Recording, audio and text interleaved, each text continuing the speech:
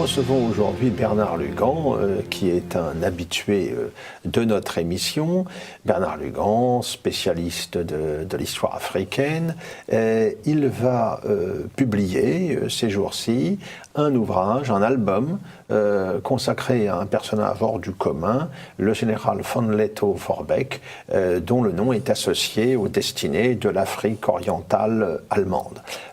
Pendant très longtemps, les initiés recherchaient l'ouvrage publié aux éditions Payot, La guerre de Brousse dans l'Est africain, mais Bernard Lugan est passé par là, et depuis, il nous a donné plusieurs ouvrages sur ces questions, notamment cette Afrique qui était allemande, sur l'histoire des colonies allemandes, notamment le safari du Kaiser, et là c'est un album photo, c'est ça qui est original, qu'il nous propose 200 pages de photos, c'est-à-dire un patrimoine d'images tout à fait exceptionnel qu'il a réussi à retrouver dans les archives allemandes et qui nous raconte l'épopée de ce personnage tout à fait étonnant que fut le général von Lettow-Vorbeck. D'ailleurs, le sous-titre est tout un programme puisqu'il nous invite à suivre ses aventures de l'Afrique orientale au combat de Berlin, les combats de Berlin de 1919-1920 à l'occasion de la lutte contre la révolution spartakiste.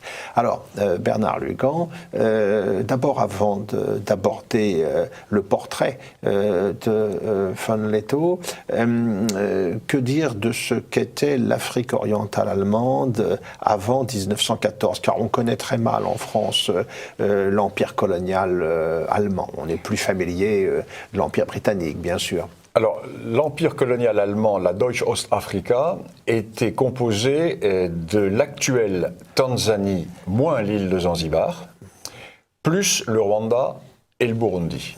Le Rwanda et le Burundi qui étaient deux protectorats rattachés à la Deutsche Ostafrika. Et c'est un immense territoire.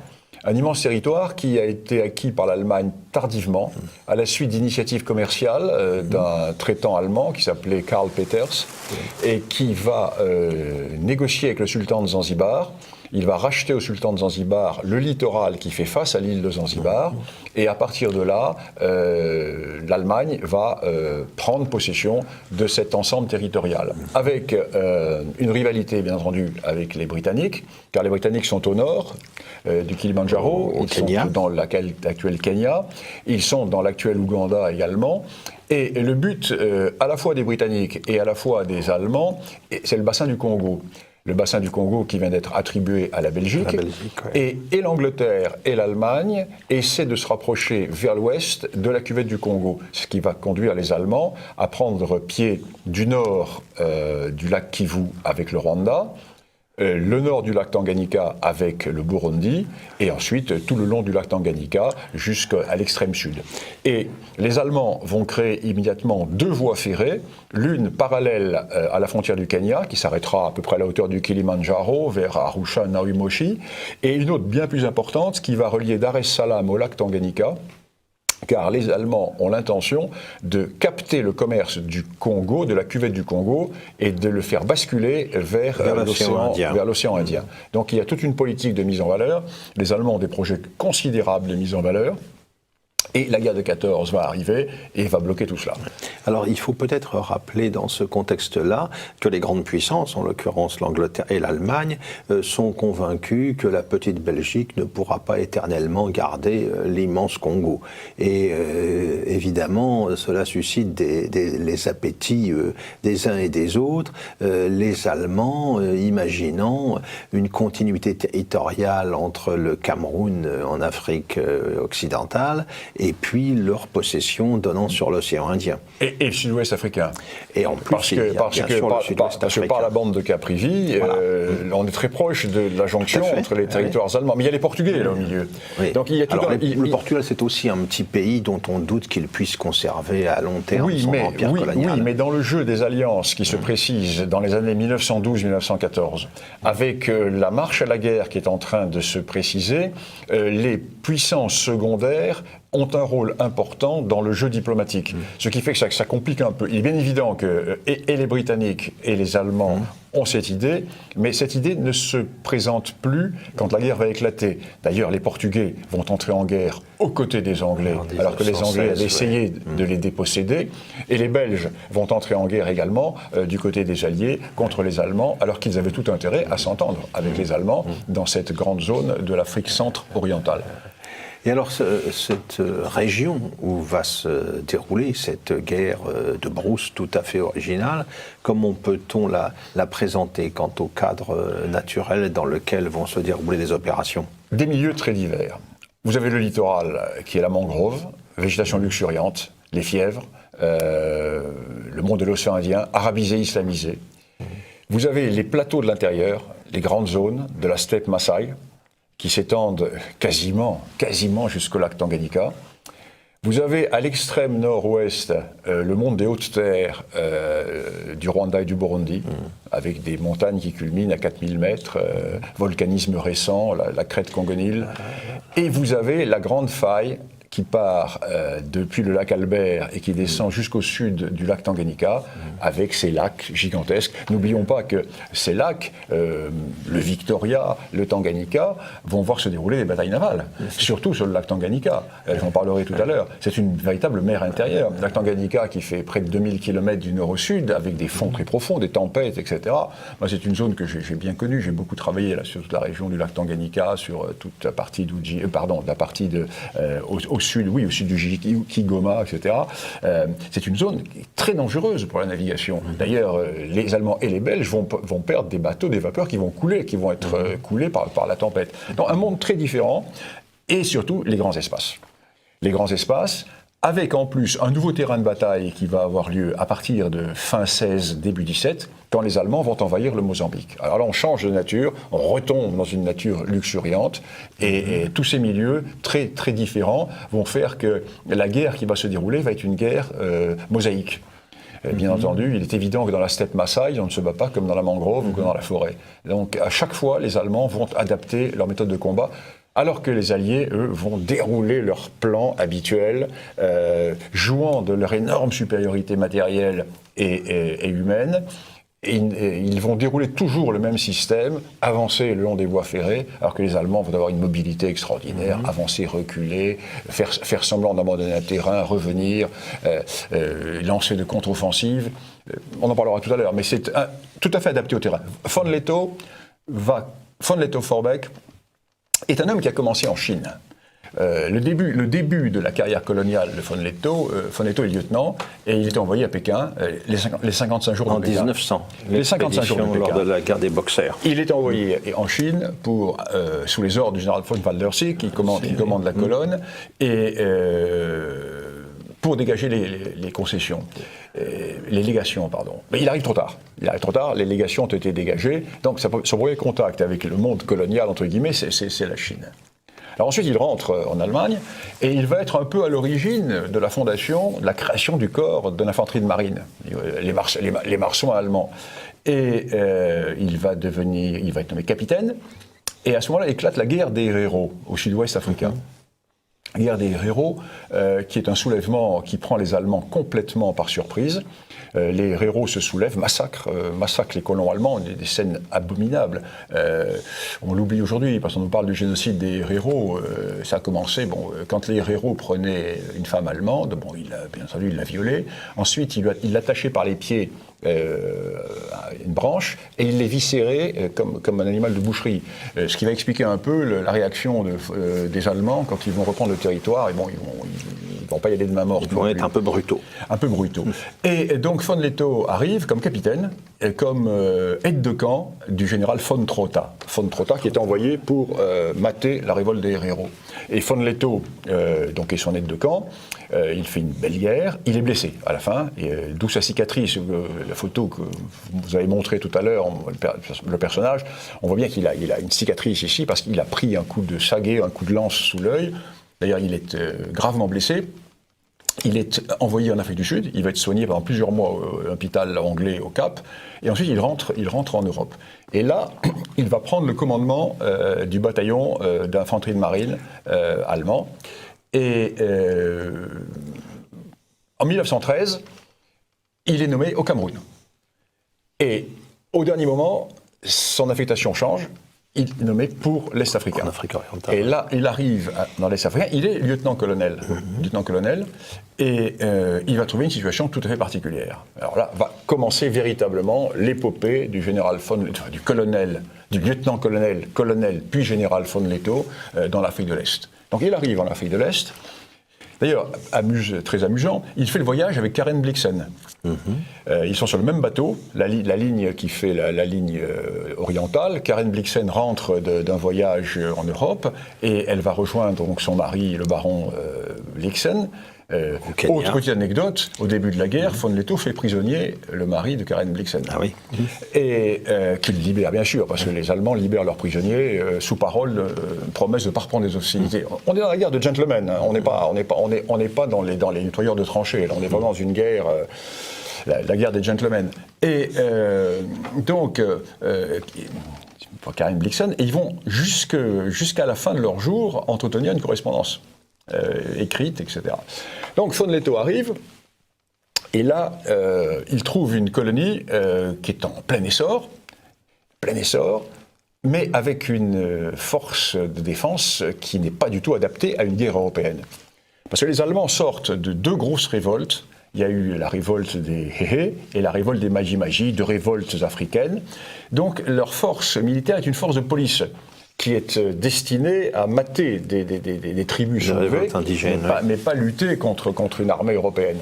Et von Lettow va transformer la Schutztruppe de l'Est africain allemand en force opérationnelle. Et là, il va se heurter au gouverneur. Le gouverneur, qui est son supérieur, le gouverneur Schnee, qui lui est un diplomate, qui fera d'ailleurs une très belle guerre, parce que Schnee va rester avec von Lettow pendant toute la guerre et fera partie des 155 derniers survivants. Donc jusqu'au bout, il va le suivre. Au départ, il n'a pas du tout la même conception, parce qu'il n'a pas les mêmes informations. Parce que Schnee dépend du ministère des Affaires étrangères, tandis que von Lettow dépend de l'état-major. Et l'état-major a des informations selon lesquelles les Britanniques préparent des opérations de guerre. Alors que les diplomates font passer la consigne à Schnee en disant « Rassurez les colons, il n'y aura pas de guerre aux colonies ». Ce qui fait que von Lettow dit au gouverneur Schnee « Il faut absolument que nous nous préparions à la guerre, et comme nous sommes en infériorité considérable, j'y reviendrai tout à l'heure, nous allons prendre l'offensive. Et nous allons prendre Nairobi, la capitale anglaise. » Schnee dit « Vous êtes complètement fou, on n'a rien. » Oui, mais justement, c'est parce qu'on n'a rien qu'il faut attaquer. Mais surtout, ne pas faire ça, dit Schnee, parce que nous avons des accords, il a un accord, lui, avec le gouverneur anglais du Kenya, qui le roule dans la farine, bien entendu, comme d'habitude. Évidemment. Comment dire, Albion, la duplicité britannique est au rendez-vous. Oui, bon, ou le sens politique. Ou le grand sens politique, ou le grand patriotisme, ou le grand égoïste intérêt. Donc, von Lettow veut concentrer toutes ses troupes sur la frontière pour, au cas où les hostilités éclateraient, rassembler l'essentiel de ses troupes pour couper la voie ferrée qui part de Mombasa, port anglais, qui va à Nairobi et qui va jusqu'en Ouganda, de façon à couper l'artère de ravitaillement et prendre la capitale, de façon à prendre un gage. Le gouverneur le lui interdit, et si von Lettow avait pu appliquer ce plan de départ, les choses auraient eu une toute autre évolution. Quoi qu'il en soit, la guerre éclate, et ce sont les Britanniques qui ouvrent les hostilités. Ils ouvrent les hostilités britanniques et alliés. Alors au Togo, qui tombe tout de suite, le Cameroun est attaqué, va résister un peu plus longtemps, le sud-ouest africain va résister jusqu'en 1916, et les Britanniques attaquent, bombardent Dar es Salaam. En dépit de l'accord qui avait été passé entre les deux gouverneurs, la marine anglaise attaque Dar es Salaam, bombarde Dar es Salaam, etc. Von Lettow, immédiatement, lance ses opérations sur la voie de chemin de fer de l'Ouganda, coupe la voie de chemin de fer de l'Ouganda. Et les Britanniques se trouvent bien embêtés, parce que la voie de chemin de fer est coupée, et pour essayer de dégager le front du Kilimandjaro, ils vont organiser un débarquement à Tanga, dans le nord de la Tanzanie actuelle, c'est-à-dire le nord de la Deutsche Ostafrika. Et là, les Allemands vont remporter une victoire considérable. Ils vont mettre en déroute le corps expéditionnaire anglais, qui est un corps indien, ce sont des régiments de l'armée des Indes. Ils les mettent complètement en déroute. Et ils leur récupèrent tout leur armement, etc. Ce qui va permettre à von Lettow d'équiper 7 ou 8 compagnies de plus. Mais on peut peut-être revenir aux effectifs. Là, j'ai raconté le début des opérations. Là, nous sommes encore dans la phase de guerre classique. Et les moyens des uns et des autres. Alors, les moyens allemands sont ridicules. Rien du tout.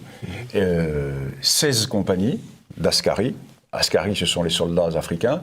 16 compagnies d'Askari, environ 200 Askari par compagnie, avec 7 à 8 officiers et sous-officiers allemands. Ce qui fait que von Lettow, au début de la guerre, peut aligner en tant que soldat professionnel environ 450 Allemands et environ 2000 Askari. Mobilisation. Il y a des colons qui sont tous anciens officiers ou anciens militaires ou anciens sous-officiers. Notamment des hauts gradés qui sont installés comme colons dans la région du Kilimandjaro, dans la région d'Arusha, etc. Ce qui fait qu'avec la mobilisation, von Lettow passe de 450 blancs à 2000 blancs à peu près. Plus des bourgs sud-africains qui avaient quitté l'Afrique du Sud après la guerre des bourgs, qui s'installent comme colons dans la région du Kilimandjaro et qui immédiatement prennent les armes du côté de...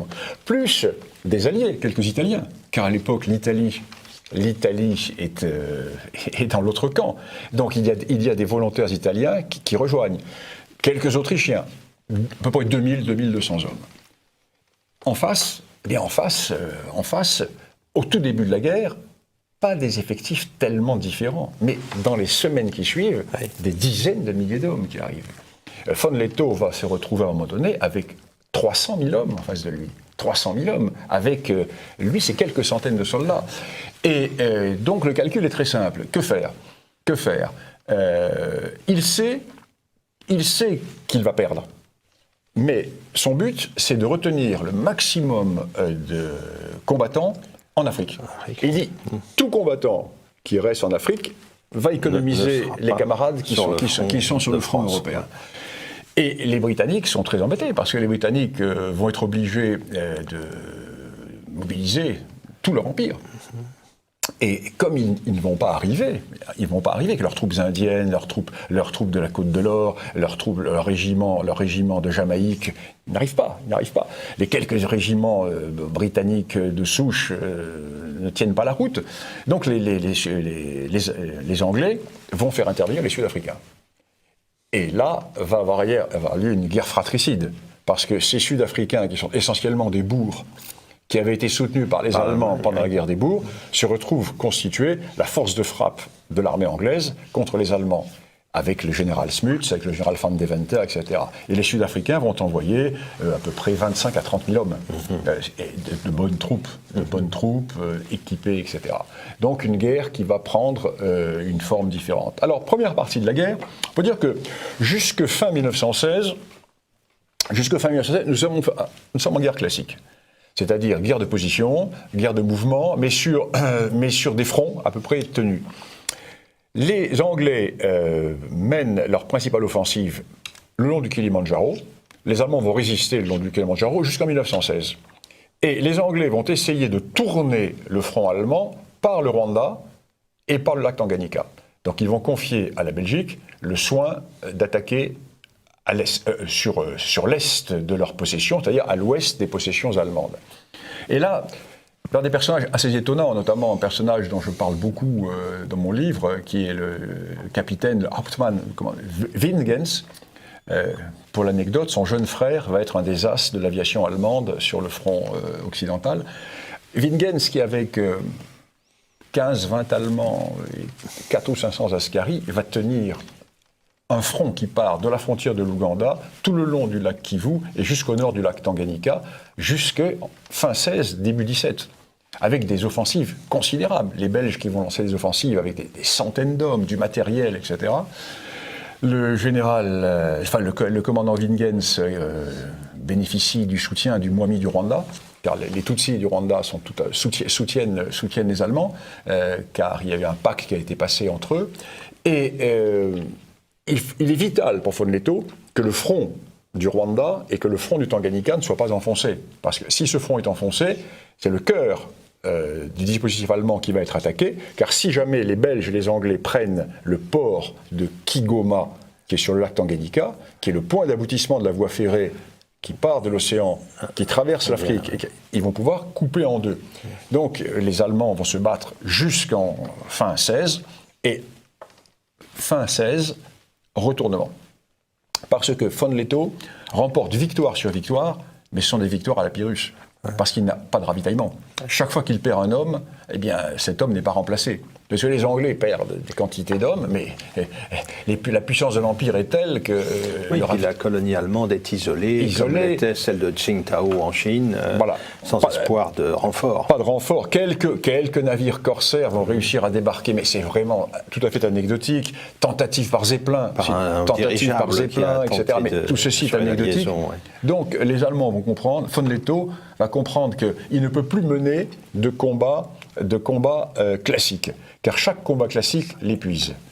Et à ce moment-là, nous sommes fin 1916, les renforts sud-africains arrivent, les renforts belges arrivent, et les Portugais attaquent dans le dos. Les Portugais attaquent par surprise le sud de la colonie, alliés des Anglais, entrent dans le territoire allemand. Les Portugais ont eu tort de faire ça, parce que les Allemands réagissent très très violemment, et la colonne portugaise est laminée, entièrement capturée, tout le matériel, et du coup, le capitaine allemand qui est chargé de repousser les Portugais, franchit la Rovuma, rentre au Mozambique, et là il se rend compte que les populations du Mozambique l'accueillent avec joie, accueillent les Allemands avec joie contre les Portugais. Donc von Lettow se dit, ben voilà, nous allons changer notre front. Et nous allons rentrer au Mozambique. Là, nous rentrons dans notre phase de la guerre. D'accord. Et alors, cette guerre, elle va se prolonger jusqu'en 1918. Attendez, il faut que je raconte. Oui, mais je viens de raconter la première partie de la guerre. Là, je vais vous raconter maintenant la seconde partie de la guerre, qui est la partie la plus intéressante. Parce que là, c'est la guérilla qui va commencer. Donc, à partir de fin 1916, nous sortons de la guerre classique, et nous entrons dans ce qui va être la guerre de Brousse, et où von Lettow va révéler des talents extraordinaires. Car jusque-là, ce qu'il a fait militairement est tout à fait remarquable, mais c'est très classique par rapport à ce que nous connaissons. Tandis que là, à partir de fin 16, début 17, nous changeons totalement de mode opératoire. Alors, cette guérilla, elle va se prolonger jusqu'en 1918. Finalement, on le sait, la guerre va se terminer sans que von Lettow ait capitulé en quoi que ce soit. C'est la fin de la guerre qui met fin à cette guerre dans l'Est africain. Mais je peux parler du Mozambique ? Oui, mais il nous reste seulement 2 minutes et demie. Ah, pour l'émission ? Oui. Ah oui, bon, d'accord. Oui, alors là, toute la partie plus intéressante, il faut faire une autre émission. C'est la partie plus intéressante, c'est maintenant. Il faudra aller voir votre livre. Bon, d'accord. Bon, écoutez... Mais je préfère que l'on évoque le parcours de von Lettow après la guerre africaine. Très rapidement. Bon, ils sont partis à 2800 Allemands et 3-4 000 Askaris. Ils finissent à 155 Allemands et quelques centaines d'Askaris. Et von Lettow refuse de capituler. Donc, il va déposer les armes le 25 novembre, c'est-à-dire 11 jours après l'armistice, à condition qu'on lui rende des honneurs militaires, que ses officiers gardent les armes, qu'ils ne soient pas internés et qu'ils soient renvoyés en Allemagne. Les Britanniques jouent le jeu. Et von Lettow arrive en Allemagne dans l'anarchie complète de la révolte. Le chaos révolutionnaire spartakiste. Et là, von Lettow va avoir un rôle essentiel qui n'est pas connu et que je révèle dans mon livre, avec les archives, etc. Von Lettow va se voir remettre le commandement d'une division qu'on va appeler le corps de marine von Lettow-Vorbeck, qui va englober la brigade Erhardt, qui va englober un certain nombre de corps francs, et von Lettow va avoir un rôle essentiel pour écraser les communistes à Berlin, à Hambourg et à Munich. Et je publie d'ailleurs dans mon livre une affiche de recrutement du corps franc von Lettow qui était totalement inconnu. Et von Lettow va avoir un rôle tout à fait important. Je donne les effectifs de ces corps de volontaires. Et après le putsch de Cap, von Lettow est chassé de l'armée, mais ses hommes vont partir en grande partie sur le front polonais et vont partir pour l'épopée du Baltikum.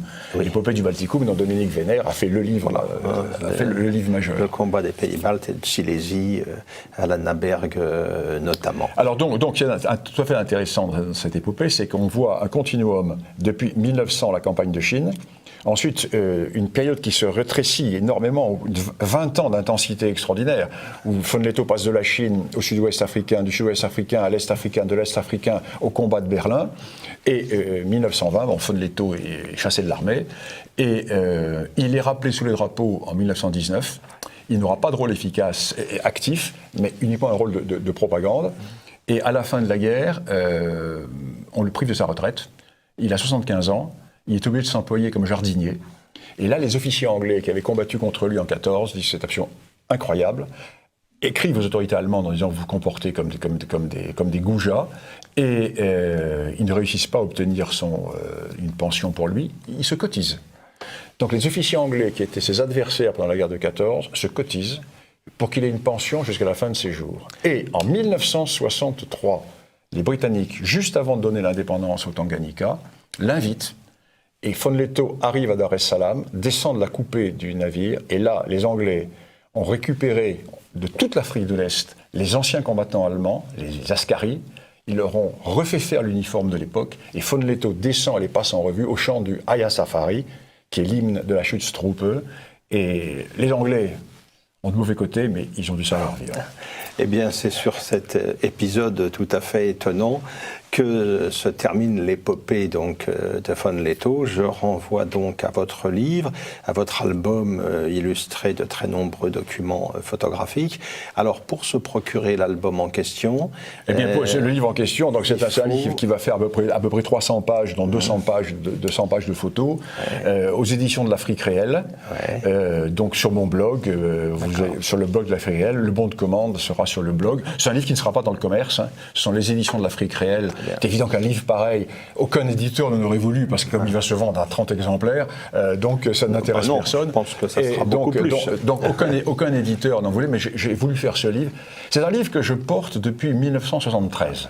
Parce que quand j'étais au Rwanda, j'ai beaucoup travaillé sur la question, j'ai fait tout le tour d'Afrique de l'Est, tous les champs de bataille, entre 1973 et 1981. J'ai fait tous les champs de bataille de l'Afrique de l'Est. J'ai réussi à retrouver les anciens Askaris. J'ai eu le privilège de rencontrer les derniers officiers allemands survivants en Allemagne qui m'ont confié leurs archives photos à l'époque, d'où les photos originales que je sors, des archives que j'ai conservées et que je ressors maintenant. J'ai attendu. En fait, c'est un livre que j'ai fait sur une période qui part de 73 jusqu'à aujourd'hui. Un ouvrage donc précieux entre tous. Merci beaucoup Bernard Lugan pour cette évocation de la destinée exceptionnelle du général von Lettow-Vorbeck. Merci.